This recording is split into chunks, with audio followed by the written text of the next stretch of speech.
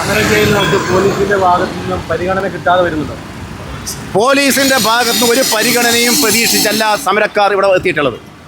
ഞങ്ങൾക്കറിയാം പോലീസിൻ്റെ ഭാഗത്തുനിന്ന് ഒരു പരിഗണനയും ഞങ്ങൾക്ക് ആവശ്യമില്ല.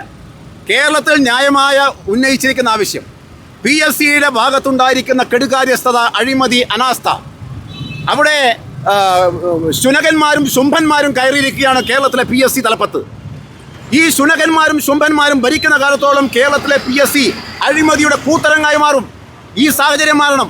ഇവിടെ PSC ചെയർമാനും ബോർഡ് അംഗങ്ങളും ലക്ഷക്കണക്കിന് ഉറുപ്പിക, കോടിക്കണക്കിന് ഉറുപ്പിക ഓരോ വർഷവും കൈപ്പറ്റുകയാണ്. എന്തിനു വേണ്ടിയാണ് ഇവർക്ക്? ഇത്തരം ആളുകളെ എന്തിനു വേണ്ടിയാണ് ഇവിടെ പ്രതിഷ്ഠിച്ചിരിക്കുന്നത്? കഴിഞ്ഞ മാസം കേരളത്തിലെ PSC ചോദ്യപേപ്പർ ചോർന്നു.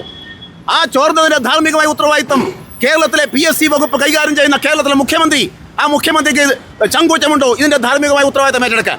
കേന്ദ്രത്തിൽ ഡൽഹിയിൽ അവിടെ ഉണ്ടായിരുന്ന സംഭവത്തിൻ്റെ അടിസ്ഥാനത്തിൽ വിദ്യാഭ്യാസ മന്ത്രി ധാർമ്മികമായ ഉത്തരവാദിത്തം ഏറ്റെടുത്ത് രാജിവെച്ചു. ആ മാതൃക പിന്തുടരാൻ അതിനുവേണ്ടി സമരം ചെയ്ത ആളുകളും മുറവിൽ കൂട്ടിയ ആളുകളുമാണല്ലോ ഈ സതീശൻ്റെ നേതാക്കന്മാരാണല്ലോ പാർലമെന്റിൽ കഴിഞ്ഞ ആഴ്ചകളായി ബഹളമുണ്ടാക്കുന്നത്. ഈ ആളുകൾ ഇതിൻ്റെ ധാർമ്മികമായ ഉത്തരവാദിത്തം ഏറ്റെടുക്കാൻ തയ്യാറുണ്ടോ? കേരളത്തിലെ ചോദ്യപേപ്പർ ചോരുന്നു.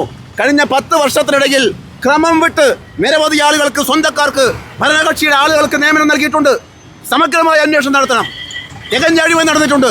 കഴിഞ്ഞ 10 വർഷം കേരളത്തിലെ PSC വഴി നടന്നിട്ടുള്ള കാര്യങ്ങളെക്കുറിച്ച് CBI അന്വേഷിക്കണമെന്ന് BJP ആവശ്യപ്പെടുന്നു, യുവമോർച്ച ആവശ്യപ്പെടുന്നു. ഈ ആവശ്യങ്ങൾ ഉന്നയിച്ചുകൊണ്ടാണ് കലക്ടറേറ്റ് മാർച്ച് ചെയ്തത്, ഈ റോഡ് ഉപരോധിച്ചത്.